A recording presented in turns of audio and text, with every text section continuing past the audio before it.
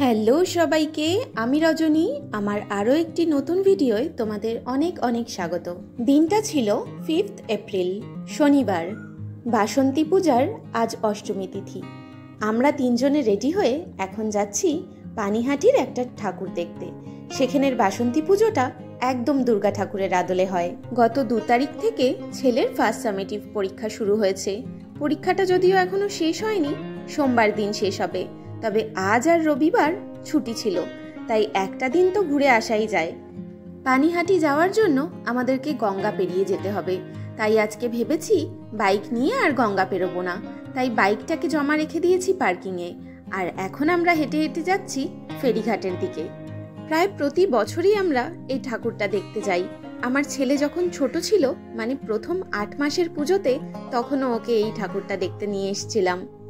কি ভালো হাওয়া না ওইখানে, কেউ দেখো জাল পাতা, সেখানে হাওয়া, কতগুলো লাইট জ্বলছে, লাল সবুজ লাল সবুজ। কত পানা জমে আছে।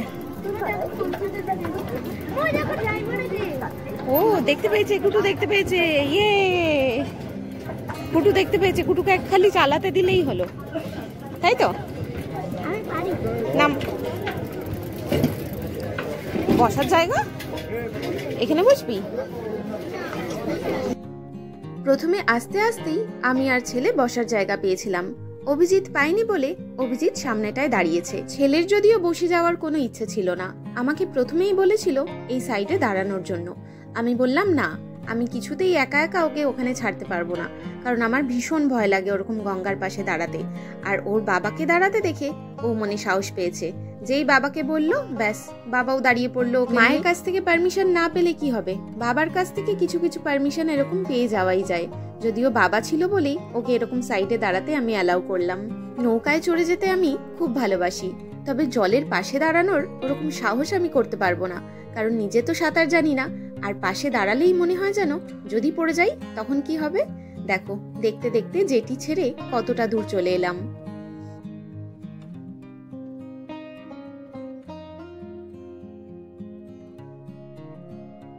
এই যে পরপর সারি দেওয়া লাইটগুলো দেখতে পাচ্ছ, এটা আসলে অবনীন্দ্রনাথ ঠাকুরের বাগান বাড়ি।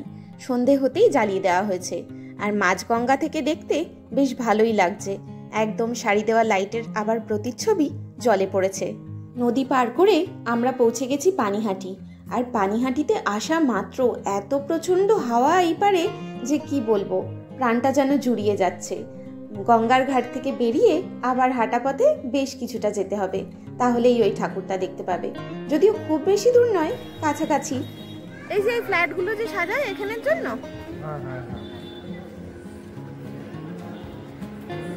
প্রায় পুজো মণ্ডপটার কাছাকাছি চলে এসেছি আমরা। আশপাশটা বেশ সুন্দর করে সাজানো। পুজো উপলক্ষে চারিদিকটা যেন আলোয় ঝলমল করছে, ঠিক যেন দুর্গাপুজোর মতো সেজে উঠেছে।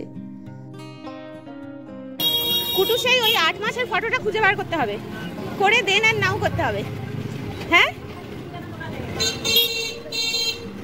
সাইড হও বাবা। এই দেখো চলে এসেছি আমরা পুজো মণ্ডপের কাছে। দেখো কি সুন্দর, সপরিবারে মা দুর্গা আসেন এখানে বাসন্তী পুজো উপলক্ষে। বেশ ভালো লাগে এই অসময়ে দুর্গা ঠাকুর দেখতে। দুর্গাপুজোর মতো এই পুজোটাও এখানে 4 দিন ধরে হয়। আশপাশের মানুষজন এই পুজোকে ঘিরে নিশ্চয়ই খুব মেতে থাকেন।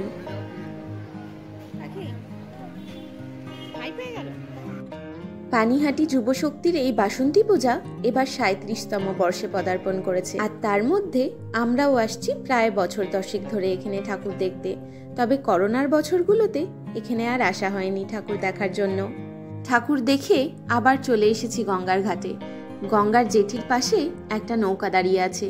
মাছ ধরার এই নৌকাগুলো সারাদিন এখানেই থাকে, জাল পেতে অপেক্ষা করতে থাকে। সাথে থাকে তাদের ছোট্ট সংসার সাজানো। নৌকায় উঠে পড়ার পর দেখতে পেলাম ঘটি গরম, তাই আমি আর ছেলে দুজনের জন্য দুটো নিয়ে নিয়েছি। মাঝে মধ্যেই হঠাৎ করে যদি এরকম কিছু প্ল্যান করা যায়, তাহলে সন্ধ্যেটা বেশ ভালোই কাটে।